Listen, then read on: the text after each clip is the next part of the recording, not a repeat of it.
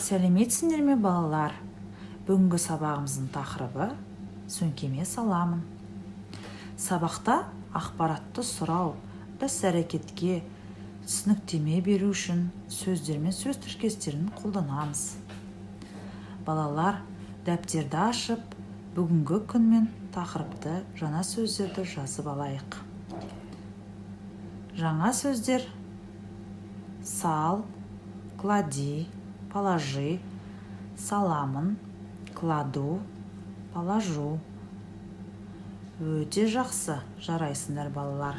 Ал енді мұғалімнің артынан тыңдап қайталайық. Сал, клади. Не саласың? Что положишь? Мен сөмкеме саламын. Я положу сумку. Сен сөмкеге саласың. Ты положишь в сумку. Ол сөмкеге салады. Он положит в сумку. Балалар, енді мәтінді оқиық. Мен мектепке барамын. Сөмкеге күнделік, кітап, дәптер, қаламсауыт саламын. Әлібек те мектепке барады. Ол қаламсауытқа қалам, қарындаш, өшіргіш, ұштағыш салады. Сен сөмкеге не саласың?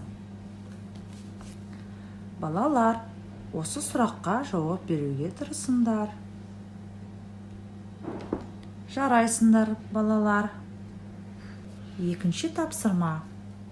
Суреттерге қарап, сұрақтарға ауызша жауап бер. Анельдің сөмкесінде не бар, не жоқ? Әлібектің сөмкесінде не бар, не жоқ?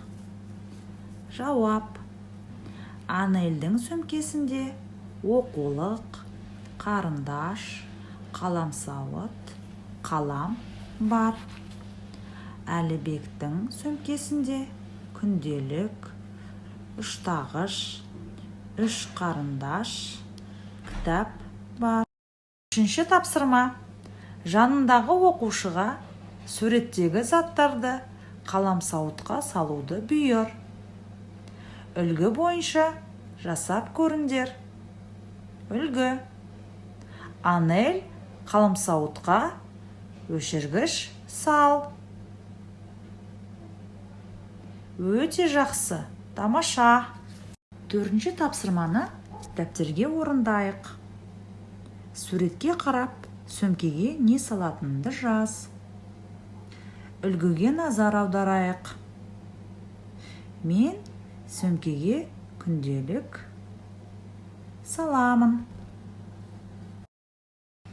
Сабақ аяқталды. Сау болыңдар балалар.